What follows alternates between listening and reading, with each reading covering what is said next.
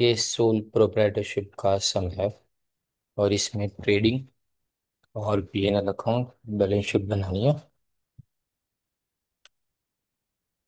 Simple question. Adjustment काफ़ी difficult है। जरा एक बार इसको समझ लीजिए। देखिए यहाँ पे कौन सी चीज़ कहाँ पे आएगी वो देख ले। पहले परचेजेस हम जानते हैं।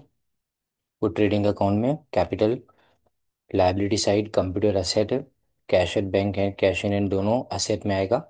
सन्ड्री क्रेडिटर्स जो लिखा है वो अपने लिखेंगे। हाँ, लाइबिलिटी साइड पे बिल्स पेबल, लाइबिलिटी साइड पे furniture and fittings asset side पे, rent profit and loss account debit side, और ये डिस्काउंट अर्नड है तो profit and loss account credit side, bills receivable asset side पे आएगा। Trade charges profit and loss debit. Sundry debtors asset side पे sales अपने trading में credit लिखेंगे। रिटर्न आउटवर्ड्स लिखा है तो परचेज में से माइनस करेंगे। रिटर्न इनवर्ड्स होता तो सेल्स में से माइनस करते हैं। याद रखो इसमें बैलेंस देखना है, डेबिट है कि क्रेडिट। अगर क्रेडिट हो तो माइनस करेंगे परचेज में से। ये भी एक दूसरा शॉर्टकट है। फिर ड्राइंग्स अपने कैपिटल में से माइनस करेंगे। आउटस्टैंडिंग रेट सिर्फ एक का एंट्री आएगी लाइबिलिटी साइड के ऊपर। डिस्काउंट अलाउड पीएनएल में डेबिट होगा। सैलरीज पीएनएल में डेबिट और वेजेस ट्रेडिंग अकाउंट में डेबिट। अब यहाँ पे क्लोजिंग स्टॉक की फर्स्ट एंट्री अपने देख लेते हैं। 25,600 हम जानते हैं। क्लोजिंग स्टॉक यहाँ लिखेंगे ट्रेडिंग अकाउंट में क्रेडिट साइड पे, और यहाँ पे अपने लाइबिलिटी सॉरी एसेट साइड पे लिखेंगे। यहाँ पे एक बात आपको समझा दूं, मैंने सीक्वेंस मेंटेन नहीं किया है क्योंकि मुझे आपको एक्सप्लेन करना ज़्यादा इम्पोर्टेंट था। इसलिए कई बार आप देखोगे कि करंट असेट ऊपर आ जाती है और जो फिक्स असेट है वो नीचे आ जाती है। फिर उसके बाद दूसरा देखो, 6,000 paid to R against bills payable, यानी हमने 6,000 बिल्स पेबल के पे किए लेकिन मिस्टेक से हमने डेटर्स में इसको इंक्लूड कर दिया। तो इसका मतलब आपको डेटर्स में से 6,000 माइनस करने हैं और बिल्स पेबल में से भी 6,000 माइनस करने हैं, क्योंकि एक्चुअली ये माइनस होना चाहिए था बिल्स पेबल में, लेकिन इसको तुमने प्लस कर दिया डेटर्स में, इसलिए यहाँ से भी माइनस होगा और यहाँ से भी 6,000 माइनस होगा। ये थोड़ा अलग एडजस्टमेंट है। फिर travelling expense paid to sales representative 5,000 for the month of March, वो हमने उसके पर्सनल अकाउंट में डेटर्स में इंक्लूड किया है। याद रखना जहाँ इंक्लूड किया वहाँ से गलत हो तो माइनस करो। तो हमने डेटर में से इसको माइनस करना है। देखो ट्रैवलिंग एक्सपेंस हमने माइनस किया है 5,000, और ट्रैवलिंग एक्सपेंस है तो हमने इसको यहाँ पे प्रॉफिट एंड लॉस अकाउंट में पेड टू सेल्स रिप्रेजेंटेटिव 5,000 देखो यहाँ लिखा हुआ है। ओके, तो दो एंट्री इसकी भी खत्म हुई। इसके बाद डेप्रिसिएशन फर्नीचर के ऊपर 10% पर एनम लिखा है, तो डेप्रिसिएशन फर्नीचर 1540 है। इसके ऊपर 10% आप करो तो 10% आता है आपका 154, यानी 1386 आपका बाहर आंसर आएगा। और डेप्रिसिएशन की सेकेंड इफेक्ट हम यहाँ लिखेंगे, राइट, 154 डेप्रिसिएशन ऑन फर्नीचर। फिर provide for doubtful debt 5% on sundry debtors. अब डेटर्स में से तुमने दो चीज़ें ऑलरेडी माइनस की तो तुम्हारे डेटर्स अब बचते हैं 23,156। उसमें से आपको 5% क्या करना है, बीडीआर माइनस करना है। और बीडीआर की सेकेंड इफेक्ट सिर्फ अकेला बीडीआर है तो हम यहाँ पे लिखेंगे 1158 प्रॉफिट एंड लॉस में डेबिट साइड के ऊपर। फिर गुड्स 1,500 के प्रोपराइटर ले जाता है तो इसको अपने परचेज में से माइनस करेंगे। देखिए हमने टेकन फॉर पर्सनल यूज यहाँ पे परचेज में से 1,500 माइनस किया, और इसके बाद में हमने ड्राइंग के अंदर इसको ऐड किया गुड्स लिख के। तो ये दो एंट्री इसकी हुई। फिर सैलरीज में 12,000 हमने सेल्स रिप्रेजेंटेटिव को पे करने हैं और उसको 5% कमीशन नेट सेल्स के ऊपर देना है। दो चीज़ें, 12,000 की सैलरी है तो हमने यहाँ पे देखो सैलरी लिखी हुई है 12,000, और उसकी सेकेंड इफेक्ट आपको outstanding salary to sales representative यहाँ पे देनी है, राइट, लाइबिलिटी साइड के ऊपर। ऐसे ही 5% उसको कमीशन देने का बाकी है लेकिन वो सेल्स के ऊपर है। तो अपना सेल्स है 60,720, इसके ऊपर हमको 5% करना है तो इसके ऊपर 5% आएगा आपका 3,036।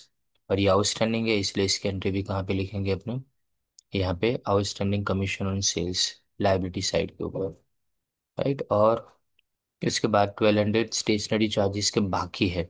बाकी है तो इसका मतलब हमको यहाँ पे स्टेशनरी चार्जेस अलग से लिखने पड़ेंगे आउटस्टैंडिंग, क्योंकि स्टेशनरी है ही नहीं। तो 1,200 यहाँ पे अपने प्रॉफिट एंड लॉस अकाउंट में डेबिट करेंगे, और दूसरा आउटस्टैंडिंग स्टेशनरी चार्ज अपने यहाँ लिखेंगे लाइबिलिटी साइड के ऊपर।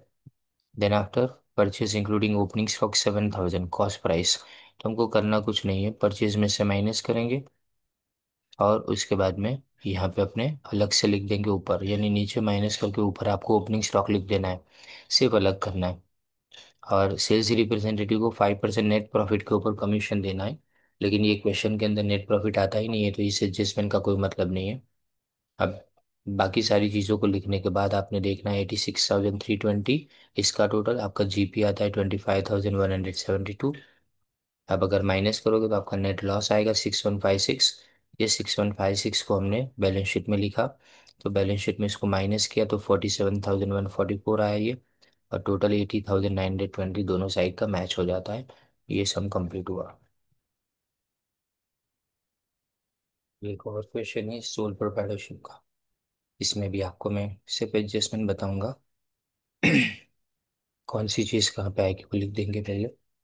देखिए इसके अंदर सबसे पहली बात तो कैश एंड इनको लिखेंगे असेट साइड के ऊपर, कैश एंड बैंक को लिखेंगे एसेट साइड के ऊपर, परचेज अकाउंट लिखा जाएगा ट्रेडिंग अकाउंट में डेबिट, फिर सेल्स अकाउंट ट्रेडिंग में अपना क्रेडिट लिखेंगे, फिर रिटर्न इनवर्ड है, रिटर्न इनवर्ड को अपने सेल्स रिटर्न मानेंगे, हो जाएगा तुम्हारा ट्रेडिंग अकाउंट में। और रिटर्न आउटवर्ड जो लिखा है उसको अपने परचेज रिटर्न मानेंगे, ये भी जाएगा आपका ट्रेडिंग अकाउंट में। फिर कैरेज ऑन सेल्स अकाउंट, ये आपको पीएनएल में लिखना है, सेल्स के ऊपर है इसलिए डेबिट, और परचेज के ऊपर अगर हो तो इसको ट्रेडिंग में डेबिट लिखेंगे। स्टॉक ओपनिंग स्टॉक है ट्रेडिंग में जाएगा। बिल्डिंग अकाउंट आप एसेट साइड पे लिखोगे, फ्री होल्ड भी एसेट साइड पे, मशीनरी भी एसेट साइड पे, पेटेंट भी एसेट साइड पे आएगा, ये प्रॉफिट एंड लॉस अकाउंट में आएगा। जनरल एक्सपेंस भी प्रॉफिट एंड लॉस में आएगा, इंश्योरेंस भी प्रॉफिट एंड लॉस में। ड्राइंग्स अकाउंट अपने लायबिलिटी साइड पे माइनस करेंगे, कैपिटल लायबिलिटी साइड पे। फिर सन्ड्री डेटर्स असेट साइड पे, क्रेडिटर्स अपने लायबिलिटी साइड पे लिखेंगे, वेजेस अपने ट्रेडिंग अकाउंट में, और फ्यूल एंड पावर भी ट्रेडिंग अकाउंट में होगा। राइट, अब नीचे एडजस्टमेंट देखो, एडजस्टमेंट की दो दो रुपये कहाँ पे आएगी वो मैं बताते जाऊंगा। तो देखो आप एडजस्टमेंट के लिए पहले तो स्टॉक ऑन हैंड यानी क्लोजिंग स्टॉक, तो असेट साइड पे पहली एंट्री आएगी, और दूसरी एंट्री ट्रेडिंग में अपने कहाँ करेंगे, क्रेडिट साइड पे करेंगे। फिर मशीनरी में लिखा गया है कि डिप्रिसिएशन और पेटेंट को 20%, डिप्रिसिएशन हम जानते हैं प्रॉफिट एंड लॉस अकाउंट। अब देखो मशीनरी याद रखिए, मशीनरी में कोई भी चीज़ लिखी ना हो तो उसको अपने ट्रेडिंग अकाउंट में उसका डिप्रिसिएशन हम लिखेंगे।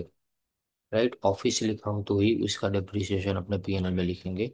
तो यहाँ पे ट्रेडिंग में डेबिट आएगा, और ये दूसरा वाला जो पेटेंट वाला है वो प्रॉफिट एंड लॉस अकाउंट में अपने डेबिट करेंगे, लेकिन उसके साथ में पेटेंट में से माइनस करेंगे और मशीनरी में से माइनस करेंगे डेप्रिसिएशन। सैलरी आउटस्टैंडिंग है, तो सैलरी आउटस्टैंडिंग तो उसको लिखेंगे अपना प्रॉफिट एंड लॉस अकाउंट में सैलरी में प्लस कर देंगे।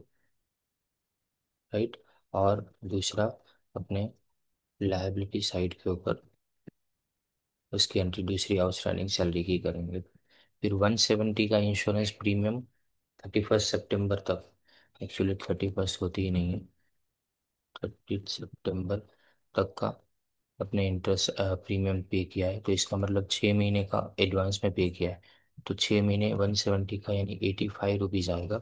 और ये 85 रुपीज़ को हम इंश्योरेंस में से माइनस करेंगे, और प्रीपेड इंश्योरेंस अपने एसेट साइड पे लिख देंगे इसको, यानी दो एंट्री इसकी भी देखो बताई मैंने। वेजेस में 2000 हमने स्पेंड किए इरेक्शन ऑफ साइकिल सेल, तो ये जो 2000 है उसको अपने माइनस करेंगे, इसमें से माइनस करेंगे अपने वेजेस में से। और दूसरा अपने एसेट साइड पे इसको लिखेंगे, नाम लिखेंगे उसका साइकिल शेल। राइट, और provision for bad and doubtful debt कितना आपको क्रिएट करना है, 5% आपको क्रिएट करना है। तो हम 5% यहाँ पे लिखेंगे।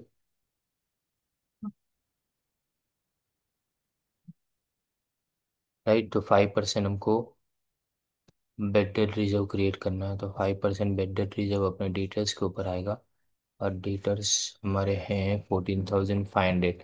तो 14,500 के ऊपर 5%, 285, आई थिंक 2825, 2825 ही आएगा। और ये 2825 की दो एंट्री आप जानते हो, एक तो अपने कहाँ लिखेंगे, पीएनएल अकाउंट में डेबिट साइड के ऊपर, और दूसरा डेटर्स में से माइनस करेंगे। तो ये सेकंड क्वेश्चन है आपका, इसको मैंने कंप्लीट किया। तो दोनों सोल प्रोप्राइटरशिप के क्वेश्चन है।